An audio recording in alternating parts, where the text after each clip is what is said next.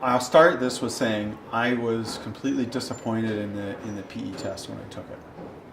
I felt that it discredited the value of my PE stamp. Is how bad I felt about it. I mean, I'll tell you, like I said, I have a mechanical background and a structural, certificate. So I focused on my structural area of practice, and I know my mechanical area. Now I took my PE in the civil area. Now I will tell you, without a question, that 6 months before my PE test, I had no idea how to do an elevated curve survey. I had no idea about BOD, biological organic demand.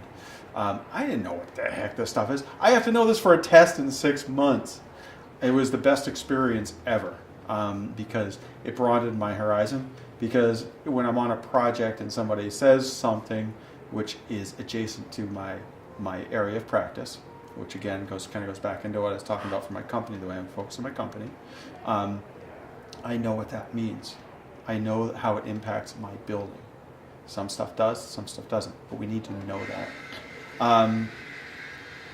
So going back into the accreditation, like I say, I was really disappointed in the quality of the test. I didn't think it was nearly hard enough. I did come out feeling I passed it, and then I felt I might not have passed it, then I felt there was no way in hell I passed it, and then I decided I'm going to wait 3 months to find out before I worry about this anymore. So I was not surprised at all to get my certificate. I will tell you, I was relieved to get my certificate, but I was not surprised at all. The test, and rightfully so, and I think this is one of the things that's going awry in our profession, in my opinion. And we kind of touched on it a little bit earlier about structural engineering license versus a PE license, and should they be specialized? My answer is yes and no. Okay, I believe structural engineers should be licensed for structures, especially once we get above, let's say 3-4 stories. I think I just heard that. Something in the percentage I don't remember was like 95% or whatever of buildings are only 4 stories or whatever it is, which everybody I can agree with in general. So above there, it makes a lot of sense that now you're going to have somebody specialized in structure. That's not to say buildings below there shouldn't also be there. Where that line is magically, I don't know. We have things like the residential code and the building code. Maybe that's an obvious solution, in my opinion. That okay, now you need to talk about different things. But as much as I'm completely for SE licensure, I'm very serious about this, that SE licensure is the right thing to do, I am completely against them not having to have a PE first. My reason being, like I say, I was great to have my first boss, and we argued about this until I got my license. I'll be honest with you, I disagreed with her completely. If you talk to me when I was first in the profession, getting my training, it'd be simple. Yes, SE is the only way to go. We don't need a PE. Don't need that crap. Why waste our time? Okay. After working with her, because she was on the complete opposite side, which is where I am now, I understand that I had to study things to get my PE that I'd never heard of, and when you look down the list and they give you that list of things you have to study, you look at it and you go, if you're looking there and you have to go and look those terms up for what they're talking about, that's a pretty demoralizing feeling 6 months before your test. I can tell you that right now. But you study and you learn what they are. But now that I've been exposed to them, and I could tell you, I knew how to do a calculation for BODs, and I knew how to do a horizontal curve and a vertical curve and survey and all this, and lots of other things I probably can't even think of to list off without my head. But now that I know that they're there, I'm more aware of how they impact my project. Okay, I understand, and this may not be exactly applicable, but I understand that why they need the parking lot in front of a loading dock to be 120 feet long. Okay, why? Because you can't get a truck in otherwise. I know that from practical experience as well as educational. But so that being the case, as a structural engineer, we look at this little box, and it fits beautifully about in every building. 5 feet. I mean, tell me if I'm wrong. You know the 5-foot rule, right? Your job ends 5 feet outside the limit, right? I mean, that's contracting's the same way. I mean, in sprinkler fitting, we put the main out to connect into our water, 5 feet, baby. We didn't care out beyond that because now that's site utilities. That's where they gave us our stubbing. So same thing in structural engineering. We put this beautiful box around it. But if we're not looking at a bigger holistic project, we might miss important things that are happening right adjacent to it. We did a project on a small site, a postage stamp site, or a big building, 26,000 square foot building on this thing.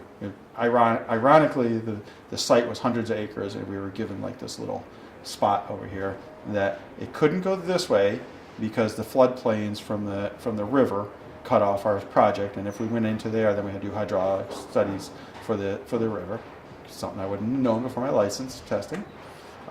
If we extended the other way, we'd impact federal wetlands, although I don't believe they are, but anyway, that's a whole other story. And if we went the other way, we're going to be encroaching on a power distribution system. So that gives you a pretty small site, and I don't remember the thing, but it was small. I know that we only had feet around the building, and we're trying to get all these pieces in, as well as our green water, green stormwater systems, and all the fun that goes with the building. But if I was focused only simply on my 5 feet outside of the building, I'd be like, well, your layout here doesn't make sense. Let's just push this wall out 5 more feet, and then. So you push that wall out 5 feet, now you don't have stormwater detention. And then if you don't have the stormwater detention before you get to your power plant doesn't work. So now you haven't kept your separation that they have to get into their power plant. So if I'm doing this, if I'm looking at these narrow pieces and I'm not understanding how all the pieces have to fit together, then I'm not doing my job as a structural engineer. Okay. quick up with that. Yep. Just so I have, I kind of cut my teeth in Massachusetts and got the PE structural, which they required the 16-hour SE exam for. You just didn't get the SE after your name, and I flunked the lateral course the first time.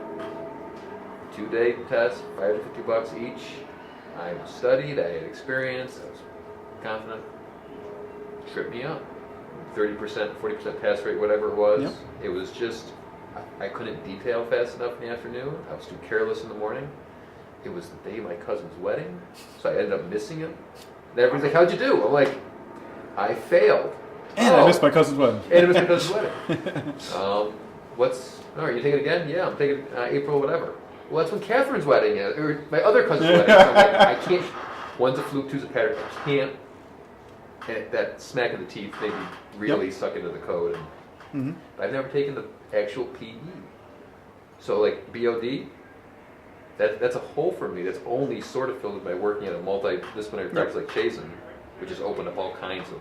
Oh, this is what's going around a structure. Right. So that's just my relation thing. But I have that whole with PE. I just sometimes know I